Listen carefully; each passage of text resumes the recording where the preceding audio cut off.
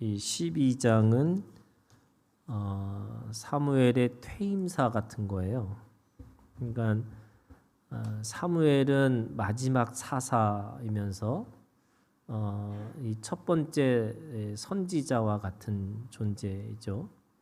그러니까 지금 자신이 가지고 있는 이 권력을 사울이라고 하는 왕에게 넘겨주는, 그러니까 이임하고 취임하는 그 이임과 취임의 이 과정을 지금 12장에서 설명하고 있는 겁니다.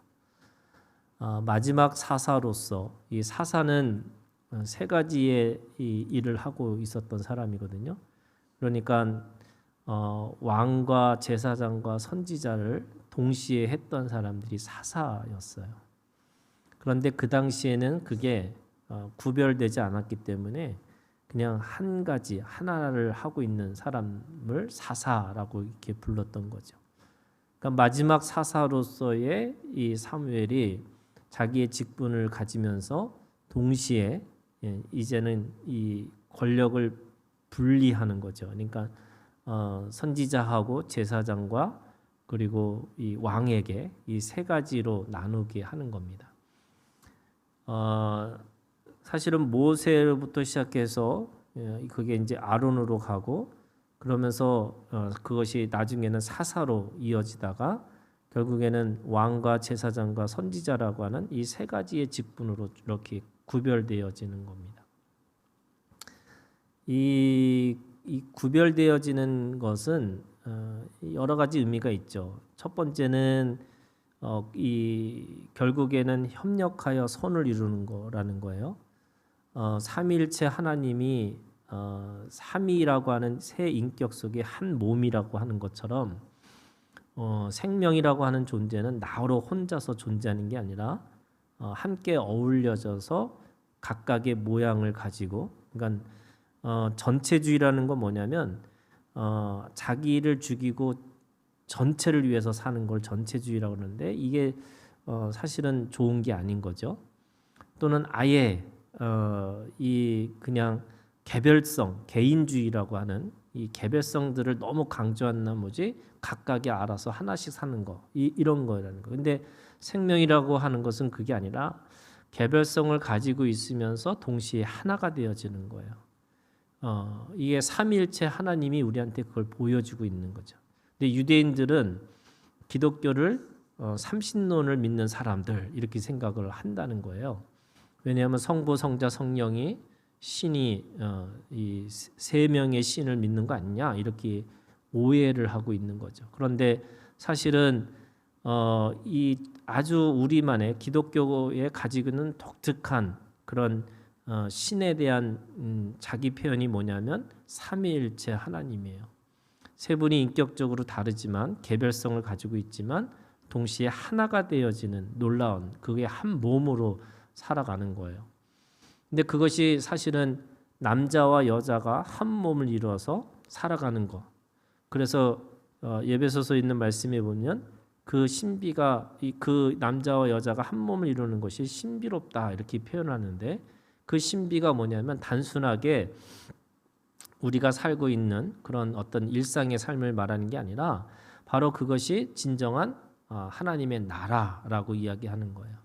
그래서 하나님의 나라가 어린 양과 사자가 그리고 뱀과 어린아이가 이게 같이 어울려져 사는 이 놀라운 이 연합의 이 모습을 보여주거든요. 너무나 다른, 어떻게 보면은 하나는 잡아먹어야 되는 존재고 하나는 잡혀서 먹히는 존재인데 그게 하나님의 나라에서는 함께 어울려져서 살아가는 모습을 그리고 있어요. 그런데 이 두 명이 아니라 이제 두 존재가 아니라 이제는 두 세 사람, 이게 뭐냐면 성부, 성자, 성령이라고 하는 이 개별성이 있는 각각의 존재들이 하나님의 나라에서는 하나가 되어지는 놀라운 걸 경험하는 거예요. 그런 의미에서 지금 원래는 한 사람을 통해서 되어지는 그것을 통해서 우리에게 보여주셨는데 이제는 그것이 세 그룹, 그러니까 제사장과 선지자와 왕이라고 하는 이 세 직분이 갈라지는 거죠. 그런데 그게 언제 온전한 통합을 이루냐면 예수 그리스도를 통해서 온전한 하나가 되어지는 거예요. 그래서 예수님은 왕으로 오신 예수님이고 제사장으로 오신 예수님이고 선지자로 오신 예수님. 그러니까 새 직분에 기름 부음 받은 자, 그것이 메시아가 기름 부음 받은 자거든요. 그러니까 예수님은 그렇게 기름 부음 받은 자의 이 세 가지의 직분을 다 가지고 있는 분인 거죠. 제사장은 기도하는 사람이고요. 그 다음에 선지자는 말씀을 선포하는 사람이고, 왕은 영적 전쟁을 하는 사람인 거죠. 그것을 예수 그리스도라고 하는 그분이 그걸 온전히 통합을 이루시면서 하나가 되셨던 것처럼 모든 그리스도인들에게는 이 세 가지의 직분이 동시에 다 주어진 거죠.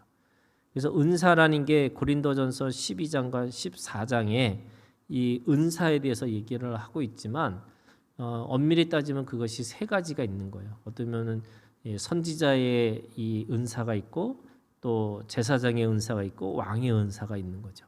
크게 보면 이게 뭐 여러 가지 뭐 봉사하는 은사, 또 뭐 병 고치는 은사, 뭐 말씀을 전하는 은사 이런 것들이 있지만 각각의 은사지만 세 가지 큰 틀에서 이야기하고 있는 겁니다. 자, 오늘 사무엘이 자기의 가지고 있는 마지막 고별 연설을 하고 있으면서 첫 번째가 지금 이 사람들에게 물어요. 뭐라고 묻냐면 오늘 네 가지를 묻고 있습니다. 그것이 오늘 말씀해 보면 3절에 있는 말씀이에요. 내가 여기 있나니 여호와의 앞과 그의 기름 부음 받은 자, 이게 이제 사울 왕이죠. 앞에서 내게 대하여 증언하라. 내가 누구의 소를 빼앗았느냐, 누구의 나귀를 빼앗았느냐. 첫 번째는 소 나귀를 내가 뺏은 적이 있느냐, 이거 물었어요. 이게 무슨 말이냐면 자기가 지금까지 했던 사역들 가운데서 남의 것을 도둑질 했는 적이 있느냐, 이렇게 묻고 있는 거예요. 이게 권력을 가지고 있는 사람들이 할 수 있는, 어떻게 보면 권력을 이용해서 자기 이익을 취할 것들이 있었던 거죠. 근데 여러분, 이게 마지막 때가 되면 그때 물어야 된다는 거죠. 내가 너희들에게 소와 나귀를 뺏은 적이 있느냐, 이렇게 물은 거예요. 두 번째는 누구를 속였느냐, 이렇게 얘기해요. 누구를 속였느냐. 이게 말을 가지고 앞에서 하는 말과 뒤에서 하는 말이 다른 거죠. 그러니까 이 사탄이 가지고 있는 속성 중에 하나가 거짓말이잖아요. 그러니까 여러분, 거짓말이라는 것 자체가 신앙하고 연결이 돼 있어요.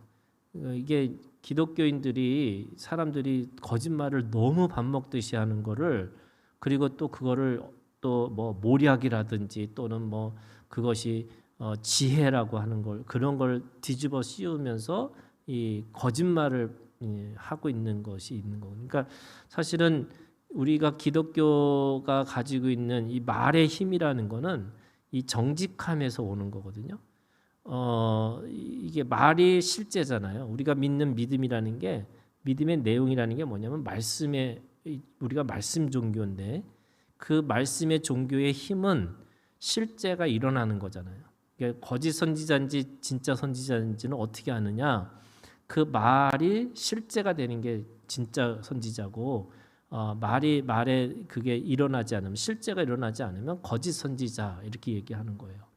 그러니까 이 말이라고 하는 것이 그냥 단순하게 저 사람은 정직해, 이런 뜻이 아니고 그 본심이 하나님 앞에 있다고 하는 게 정직함이에요. 그러면 똑같이 이 하나님 앞에 벗어나는 게 이 속였느냐라는 게 이 거짓말이거든요. 야고보서에 있는 말씀에 보면 말에 대해서 이 말의 이거를 가지고 제대로 말하는 사람은 있을 수 없다는 거예요. 엄밀히 따지면.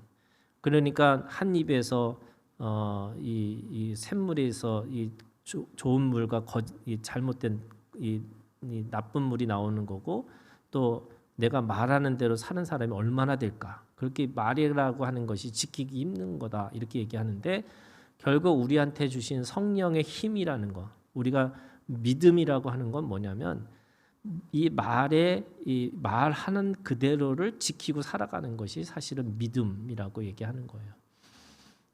우리가 이게 세상 사람들이 기독교인들을 향해서 얘기하잖아요. 말만 살아난 사람들, 뭐 말만 사는 사람, 뭐 이런 말이 너무 많은 사람, 이게 기독교인들의 특징 중에 하나예요. 그러면 말을 못 하는 거냐? 말을 해야죠. 그런데 우리가 제대로 된 말을 하고 살아가는 게 맞는 거예요. 그래서 누구를 속였느냐라고 했을 때 이게 우리가 두 번째 물어야 되는 거예요. 그러니까 내가 내 삶을 다 살아서 예수님처럼 다 이루었도다라고 살아가는 것도 있지만 마지막 하나님께서 우리한테 심판의 자리에서 그 계산하신다고 그러잖아요. 어카운팅 하신다는 거예요. 근데 무엇을 물으실까? 무엇에 대해서 계산할까라고 생각해 보면 지금 이 사무엘이 백성들에게 말하는 것과 같은 거죠. 내가 뺏은 적이 있고 내가 속인 적이 있느냐. 그 다음에 세 번째는 누구를 압제하였느냐 이렇게 얘기해요. 이 압제라는 거는 권력을 남용하는 것과 같은 거죠. 내가 내가 목사야 이렇게 또는 내가 누구야라고 하는 것 때문에 누구에게 그렇게 비인격적이고 또 존중하지 않고 뭐 이런 것들에 대해서 한 것이 있는지 물어야 되는 거예요. 그 다음에 네 번째가 뭐냐면 내 눈을 흐리게 하는 뇌물을 누구의 손에서 받았느냐. 이 왜 뇌물이라는 말이 갑자기 나올까? 이거는 사무엘은 그 당시에 사사로서의 법관의 역할도 한 거잖아요.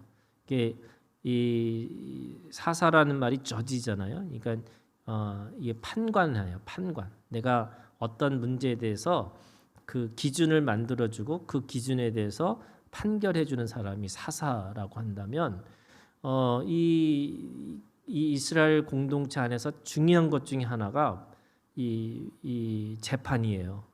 근데 그 재판을 어그러뜨리게 하는 것 중에 하나가 뇌물인 거죠.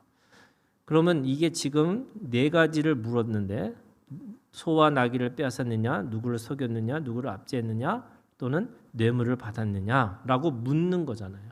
근데 이것이 다 뭐에 관련된 거냐면 구약에 있는 하나님의 속성과 다 연결돼 있어요. 뭐냐면 하나님의 공의와 하나님의 정의와 하나님의 긍휼이라고 하는 이 세 가지의 이 관점에서 그 하나님의 긍휼과 하나님의 공의와 하나님의 정의대로 내가 살았는지 이거를 늘 묻고 살아야 되는 거고 그거를 지금 자기 스스로 묻는 것뿐만 아니라 다른 사람들에게 이렇게 묻고 있는 거예요. 교회라고 하는 것은 여러분 다수결이 아니잖아요. 그러니까 교회는 민주주의가 아니에요. 그럼에도 불구하고 그 한 사람 한 사람의 개별성이 가지고 있는 그들의 가지고 있는 힘이 있는 거예요. 그게 교회라는 게 그런 거예요. 교회는 진리는 한 사람도 또는 아무도 얘기 안 해도 진리는 진리지만 그 안에서 함께 어울려서 함께 만들어가는 게 교회인 거예요. 그러니까 아주 독보적이고 아주 탁월해서 그 사람 마음대로 하는 것도 아닌 거고 그게 함께 어울려져 있어야지만 되는 건데 늘 공의와 정의와 그리고 이 긍휼이라고 이게 다 관계성의 언어거든요. 그냥 혼자서 의로운 게 아니고 그게 다른 사람 속에서 긍휼이 나타났는지 또 그 관계 안에서 공의가 지켜졌는지 또 하나님의 정의가 지켰는지 이거를 묻고 있는 거죠. 그 물음 앞에서 뭐라고 그랬냐면 옳다라고 얘기한 거죠. 4절에 그들이 이르되 당신이 우리를 속이지 아니하였고 압제하지 아니하였고 누구의 손에든지 아무것도 빼앗은 것이 없나이다 하니라. 그러니까 지금 마지막 이제 은퇴하면서 이게 당신은 우리한테 진정한 지도자였습니다. 이렇게 얘기를 하는 거예요. 그랬더니 5절부터 뭐라고 얘기하고 6절부터 뭐라고 얘기하고 있냐면 이제 사무엘이 자기가 이제 온전히 그런 거에 대해서 통과가 되고 나니까 이제 백성들에게 말하고 싶은 걸 말하는 거예요. 이제 부탁하는 거죠. 그러니까 지금까지 내가 그렇게 했는지를 돌아보고 그 돌아본 다음에 사무엘이 백성에게 이르되 모세와 아론을 세우시며 하면서 이 모세와 아론을 통해서 내려오는 이스라엘의 역사를 돌아보면서 그들에게 부탁하는 말이 있어요. 자, 첫 번째는 7절이에요. 그런즉 가만히 서 있으라 이렇게 얘기해요. 그런즉 가만히 서 있으라. 여호와께서 너희와 너희 조상들에게 행하신 모든 공의로운 일에 대하여 내가 여호와 앞에서 너희와 담론하리라 이렇게 합니다. 그러니까 내가 너희들에게 지금 부탁할 말이 있는 거다. 근데 제일 먼저 뭐냐면 가만히 서 있으라. 이게 뭐냐면 그냥 쉽게 얘기하면 판단 중지하라는 거예요. 너희가 가지고 있는 어떤 선입견, 편견 또는 뭐 지금까지 가지고 있던 그런 감정의 찌꺼기들 또 잘못된 뭐 어떤 이해되지 못했던 것들 그런 거 다 내려놓고 들으라는 거예요.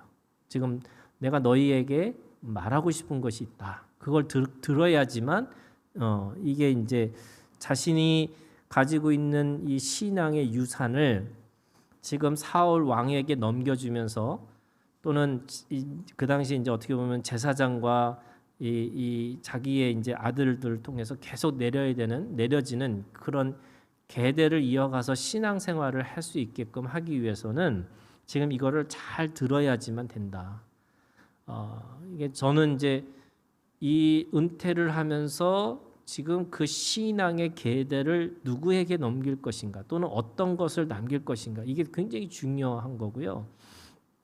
그거를 바라보고 신앙생활을 해야 되는 거죠. 그러니까 우리가 가지고 있는 신앙생활이라는 거는 나로 끝나는 게 아니고 이어서 가야 되는 거예요. 그게 사실은 민수기거든요.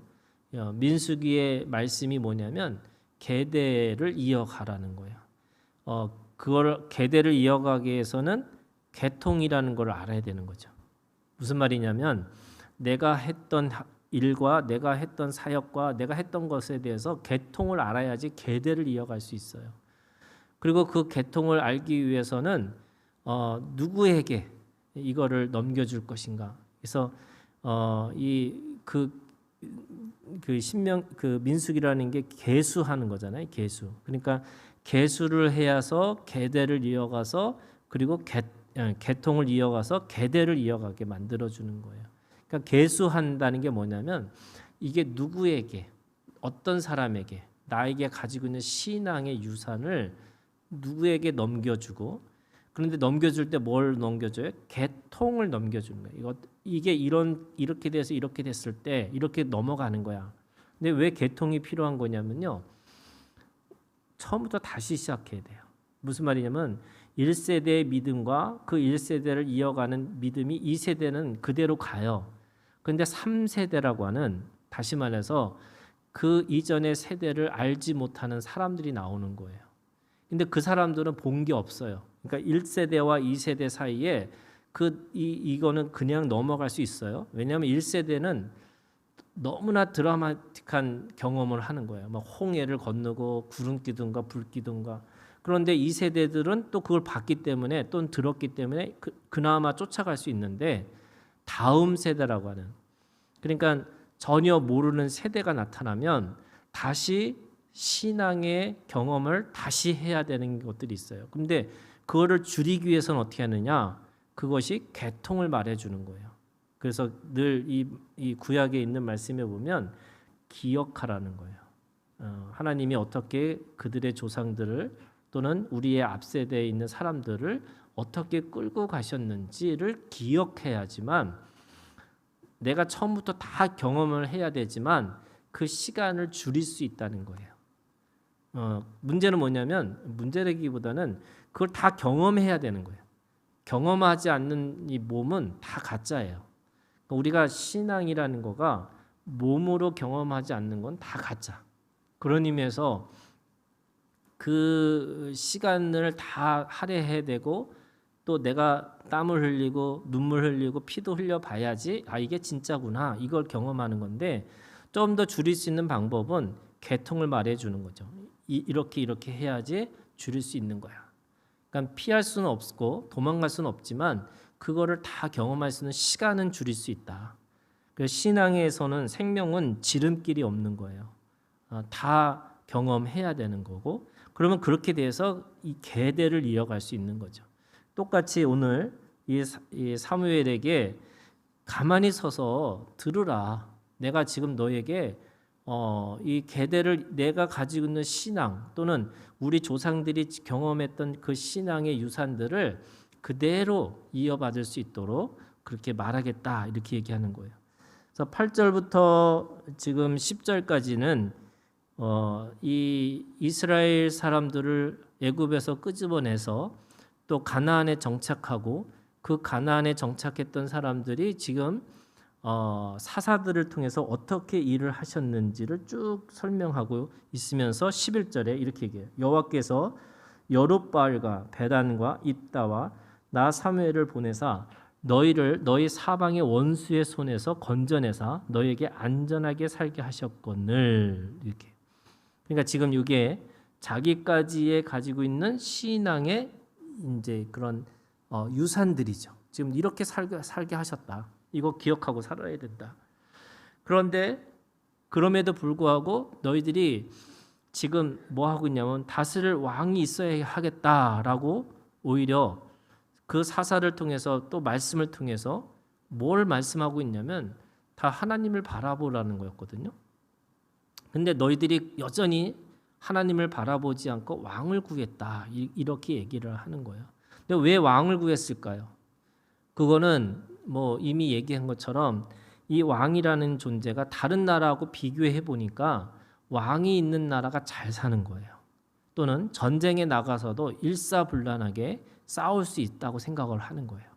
그러니까 그들에게는 왕을 구하는 이유는 딱 한 가지예요. 뭐냐면 자기를 보호할 수 있는 누군가가 희생할 수 있는 그런 사람이 있었으면 좋겠다. 그게 왕이었어요. 근데 하나님은 그걸 원하셨냐? 원하지 않으셨죠. 그럼에도 불구하고 그들은 구했기 때문에 그 하나님이 그거를 보여주세요. 예를 들면 그것이 17절에 보세요. 오늘은 밀베는 때가 아니냐? 내가 여호와께 아뢰리니 여호와께서 우레와 비를 보내사 너희가 왕을 구한 일, 곧 여호와의 목전에서 범한 죄악이 큼을 너에게 밝히 알게 하시리라. 왕을 세워달라고 하는 것이 죄악이라는 거예요. 근데 이게 죄악이라는 거를 표적을 보면서 기적을 보여주시면서 알게 하신다는 거예요. 그게 뭐냐면 18절에 이에 사무엘이 여호와께 아뢰매 여호와께서 그날에 우레와 비를 보내시니 모든 백성이 여호와와 사무엘을 크게 두려워하니라. 무슨 말이냐면 그 우레와 비를 보면서 이게 우리가 죄였구나. 이거를 어떻게 보면은 시청각으로 보여주신 거죠. 이게 너희가 가지고 있는 죄야. 그런데 그러면 들어주시지 말아야 되는데 하나님이 들어주세요. 왕을 세워주신 거죠. 이미 세워주셨으니까. 그게 어떻게 보면은 이게 하나님 아버지의 마음이에요. 우리가 이제 예를 들면 너 이번 시험에 떨어지면 너 안 된다. 꼭 들어가야 된다. 만약에 너 떨어지면 다시는 이제 뭐 재수 같은 거 없을 거야. 이렇게 했잖아요. 근데 떨어졌어요. 그러면 그 아버지가 뭐라 할까요? 잘 됐다. 내가 그럴 줄 알았어. 이렇게 얘기하네. 그게 아니라 뭐 재수해도 되니까 괜찮아. 뭐 이렇게 얘기하겠죠. 진짜 아버지면. 그러니까 하나님도 그런 거예요. 제가 상상을 하면 예를 들면 선악과를 따먹는 순간에 너 정령 반드시 죽으리라 이렇게 얘기하셨지만 딱 먹는 순간에 잘 됐다. 너 죽었어. 이렇게 얘기하지 않으시고 아버지니까 또 다른 방식을 살릴 수 있는 방식을 고민하시는 거예요. 누가? 아버지가. 그러니까 지금 왕을 구하는 것이 하나님 앞에서 죄라고 얘기해요. 그것도 큰 죄라고 얘기해요. 왜? 하나님을 보여야 되는데 그 하나님과 자기 사이에 왕을 두겠다는 거예요. 그러니까 이게 아무리 생각해도 이 이스라엘 백성들이 하나님을 보지 않고 자꾸 왕만 보고 왕만 의지하려고 그러고 이것도 있어요. 우리가 이게 하나님 앞에서 다 개별성이에요. 이게 뭐 개인 구원이냐 공동체 구원이냐 사람들이 다 그런 얘기 하거든요. 그런데 하나님 우리한테 개인 구원이에요. 각각의 하나님께서 다 구원하기를 원하세요. 그게 개별적인 거예요. 그런데 그럼에도 불구하고 개별적인 걸로 끝나는 게 아니라 서로 연합하고 연대하면서 그 공동체의 구원을 이루기를 원하세요. 그러면 개별성이 떨어지면 공동체가 될까요? 안 되죠. 그런데 또 개별적인 것만 있으면 되나요? 안 되죠. 이 두 가지가 함께 있어야 되는 거예요. 개인의 구원과 공동체의 구원이 함께 이루어지는 거거든요. 그런데 그 개별성이라고 하는 것을 또는 그 공동체 구원을 이루는 그 사이에 누가 자꾸 끼는 거예요. 예를 들면 그게 어떤 우상과 같은 거죠. 예를 들면 교주와 같은 거예요. 사람들이 하나님을 보지 않고 자꾸 교주를 보는 거예요. 또 하나님을 보지 않고 또 뭔가 자기의 어떤 이걸 뭐 아들을 보고 뭐 또 남편을 보고 뭐 아내를 보고 이 사이에 계속 끼어 있는 거죠. 그거를 구름이라고 그래요. 우리가 하나님을 직접 대면하고 그 대면한 관계 속에서 살아야 되는데 그 사이에 구름이 끼니까 먹구름이 낄 때는 슬프고 뭉게구름이 끼면은 너무 기쁘고 무슨 말이냐면 하나님을 만나서 하나님과 교제해야 되는데 자꾸 그 사이에 뭔가가 끼어 있는 거예요. 그게 우상이라고 얘기하는 거죠. 거기에 뭐 성공일 수도 있고 또는 자기의 어떤 편견일 수도 있고 그것이 옳다고 이데올로기일 수도 있고 각각의 자기가 가지고 있는 그 생각에 잡혀 있는 거. 그러니까 하나님은 그걸 원하지 않으셨기 때문에 다 빼고 직접적으로 개별적으로 다 하나님과 이 교제하기를 원하시는 거죠. 그래서 마지막에 예수님이 오셔서 십자가에서 죽으시면서 우리에게 나타난 최고의 선물 중에 하나가 지성소와 성소의 사이에 이 커튼이 찢어진 거잖아요. 그 찢어지는 걸 통해서 누구든지 이제는 지성소로 하나님을 직접 대면하고 하나님과 함께 단일을 이룰 수 있는 그 지성소에 누구든지 들어간 거예요. 옛날에는 대제사장만 들어갔던 건데 그게 아니라 누구든지 이제는 예수 그리스도를 통해서 그 장막이 찢어진 걸 통해서 이제는 하나님과 내가 온전한 관계를 친밀한 관계를 가질 수 있다 이렇게 얘기하는 거예요. 그런데 지금 왕을 오히려 거꾸로죠. 이 사람들은 그렇게 살아왔는데 어느 순간에 이제는 이 왕을 세우는 걸 통해서 자꾸 하나님을 왕을 통해서 알게 하고 왕을 통해서 뭔가 보게 하고 이렇게 한다는 거예요. 그런 의미에서 그거를 지금 심판 이거를 하시는 거를 보여주시면서 그럼에도 불구하고 하나님 아버지시니까 그들이 가지고 있는 한계, 그들이 가지고 있는 오류라고 할지라도 하나님은 그들을 버리지 않으시고 그 왕을 보내주셨다 이렇게 얘기하는 거죠. 이게 지금 이 사무엘이 우리에게 지금 뭐라고 했냐면 첫 번째가 이제 백성들에게 얘기하는 거예요. 14절에 보시면 12장 14절 너희가 만일 여호와를 경외하여 그를 섬기며 그의 목소리를 듣고 여호와의 명령을 거역하지 아니하며 또 너희와 너희를 다스리는 왕이 너희 하나님 여호와를 따르면 이게 지금 이 사무엘이 마지막으로 백성들에게 하고 싶은 말씀이에요. 첫 번째 뭐라고 그래요? 여호와를 경외하라는 거예요. 이 경외하라는 게 뭐냐면 이 하나님을 가장 중요한 우선순위로 두라는 거예요.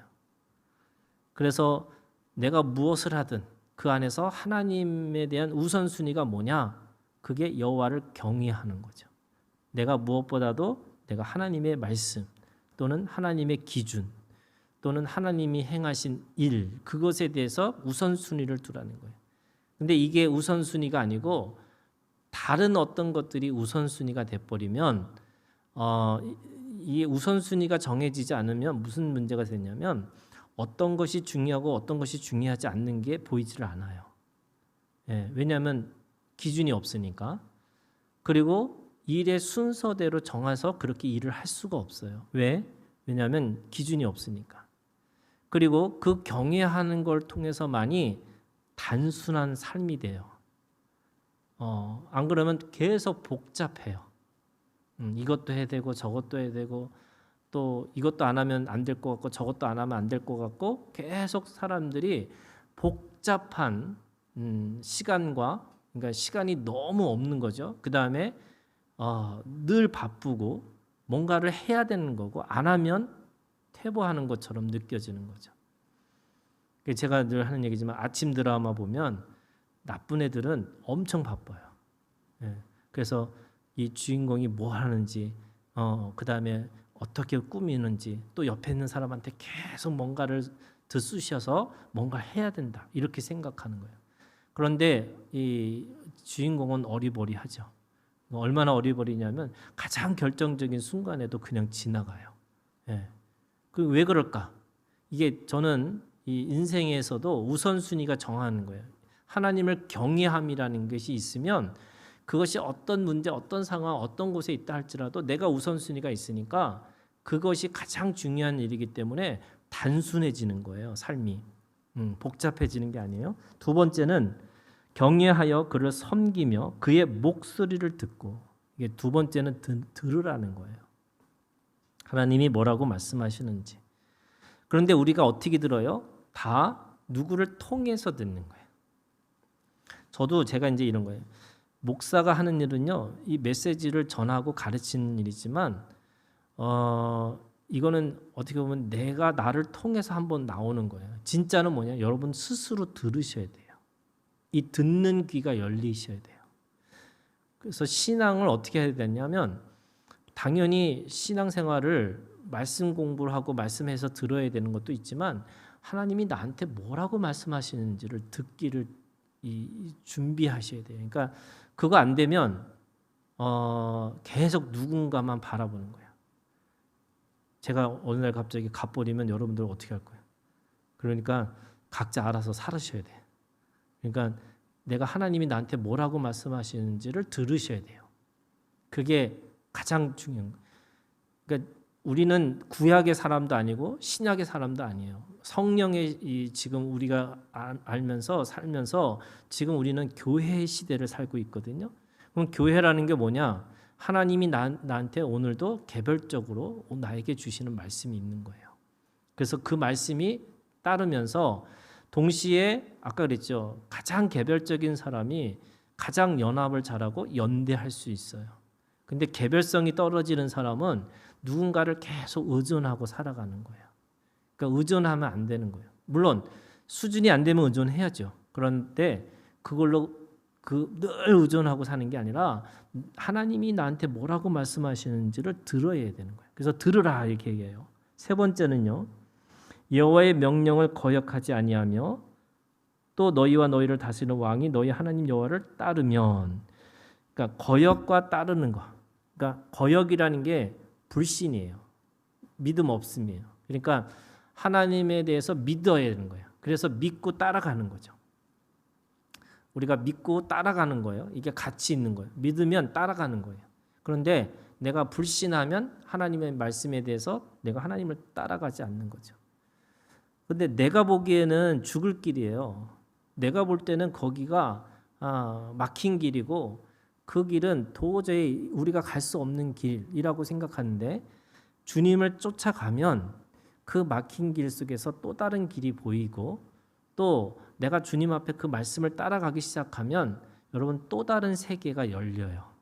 그걸 경험해 보셔야 되는 거예요. 그래서 제가 이제 늘 하는 얘기지만 홍해 건너와 요단강 건너와 그 다음에 유리바다를 건너는 그 건너는 차원들이 조금씩 다르잖아요. 예를 들면 홍해는 어떻게 건너요? 하나님이 어떻게 하시는지를 보라는 거였어요. 그럼 가만히 있는 거예요. 여러분 가만히 있는 게 제일 힘든 거예요. 왜? 사람들은 뒤에서는 애굽의 군대가 오고 앞에는 지금 바다가 있기 때문에 사람들은 이 막혀 있는 상황 속에서 뭔가를 계속 해야 된다고 생각을 하는데, 하나님 뭐라면 가만히 있어 이렇게 얘기하세요. 그 다음에 요단강은 어떻게 걸어요? 밟아야지만 그 물이 멈춰요.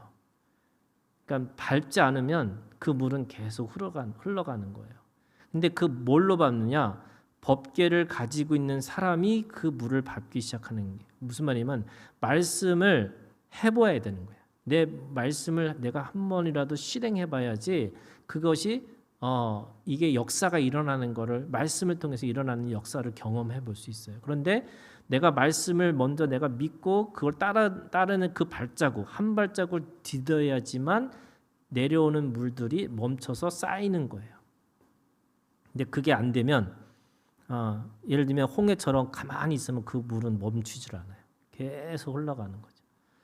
그 다음에 세 번째 유리바다는 어떤 거냐? 유리바다는요, 물 위를 걸어가는 거예요. 근데 유리바다잖아요. 바다잖아요. 사람들이 볼 때는 거기가 너무 맑아서 내가 발을 딛는 순간에 밑으로 떨어질 거라고 생각하는 거예요. 그런데 유리바다가 뭐냐면 그 물을 품고 사는 거예요. 바다라는 게 성경에 보면은 세상이고 바다라는 게 뭐냐면 이 세상에 가지고 있는 정신들이거든요. 근데 우리는 세상이 너무 두려워. 또는 세상하고 난 안 맞아. 이렇게 사는 게 아니고 세상을 품고 살아야지만 나에게 맡겨진 나랑 안 맞는 사람하고 막 이게 같이 품고 살아야지만 그게 공허와 혼돈과 이 어둠 가운데서 수면 위에 운행하시니라라는 하나님의 말씀이 그 말씀에서 그 안에서 계속 그 바다를 품어서 그 바다를 살리는 사람으로 사는 거예요. 그게 물 위를 걸어가는 거예요. 그러니까 걸어보셔야 돼, 물 위를. 이게 세상을 품고 사는 거예요. 세상에 있는 것들을 배척하고 옳고 그름으로 재단하고 또 거룩한 것과 나는 만나지 않을 거야 이게 아니라 그 안에서도 잘 살아보셔야 돼. 그게 믿음으로 살아보셔야 되는 거예요. 그래서 그 안에서 뭐가 있어요? 생명이 그 안에서 다시 시작될 수 있게끔. 그래서 이 세 가지를 하는 거가 그거를 각각의 하나님의 말씀을 따라보는 거예요. 따라보고 그렇게 살아봐야 된다 이렇게 얘기하고 있어요. 자, 그러면서 오늘 이 지금 마지막으로 이렇게 부탁하면서 사무엘이 자기가 할 게 뭐냐? 23절에 보시면 나는 너희를 위하여 기도하기를 쉬는 죄를 여호와 앞에 결탄코 범하지 아니하고 선하고 의로운 길을 너에게 가르칠 것인즉 너희는 여호와께 너희를 위하여 행하신 큰 일을 생각하여 오직 그를 경외하며 너희의 마음을 다하며 진실히 섬겨라. 지금 이 사무엘은 끝까지 내가 기도하는 사람으로 살겠다. 여러분 사무엘의 이름이 뭐냐면 여호와께 구함이란 뜻이 있고 여호와 하나님의 이름이란 뜻이 있어요. 그래서 사무엘의 모든 시작은 한나로 시작해서 한나가 기도하는 사람이었잖아요. 그 기도의 응답이 사무엘이었고 또 사무엘이 늘 기도하는 보통 이제 무슨 차 같은 데 보면은 어린아이가 손 모아서 기도하는 게 사무엘이거든요. 어린아이서부터 기도하는 자로 살았고 마지막에 미스바에 모여서 함께 민족을 위해서 나라를 위해서 기도했던 사람이 바로 사무엘이에요. 그러니까 자기 인생에서 기도로 시작해서 나는 기도로 끝내겠다. 그게 그 사무엘의 사명인 거죠. 그래서 사무엘은 기도하는 사람이었어요. 그래서 자기가 태어난 것도 기도고 자기가 죽을 때까지 쉬지 않겠다고 하는 것도 기도고. 그래서 기도하는 사람으로 불러주셨으니까 나는 나의 사명을 다 하겠다. 이렇게 얘기하고 있는 거죠. 그러면 오늘도 우리가 하나님이 나한테 주신 마지막 사명이 있어요. 여러분 내 육신이 있을 때까지 내게 주신 그 사명을 다 하는 거예요. 제가 오늘도 이제 우리 선배 목사님이 오셔서 이런저런 얘기하다가 그런 얘기했어요. 하나님이 내가 정말 아무것도 없고 더 없고 아무것도 없을 때 그럼 나는 뭐 하고 있을까 이렇게 생각해 보니까 노숙자들을 모아서 성경 공부하고 있을 것 같아요. 왜냐하면 제 사명이니까. 그래서 나는 어디 있든지 늘 말씀 공부 가르치는 사람이겠구나. 그러면 저한테는 그것처럼 우리 장로님은 돌아가실 때까지는 전도하고 계시겠죠. 그렇죠? 그러니까 각각의 하나님이 주신 사명들이 있어요. 여러분 그 사명을 기억하시고 죽을 때까지 내가 눈 감길 때까지 여러분 그 일을 하고 계셔야 돼요. 그게 하나님 앞에 다 이루었도다 하고 그 마지막에 내 고백이 그 고백이 돼야 되는 거죠. 우리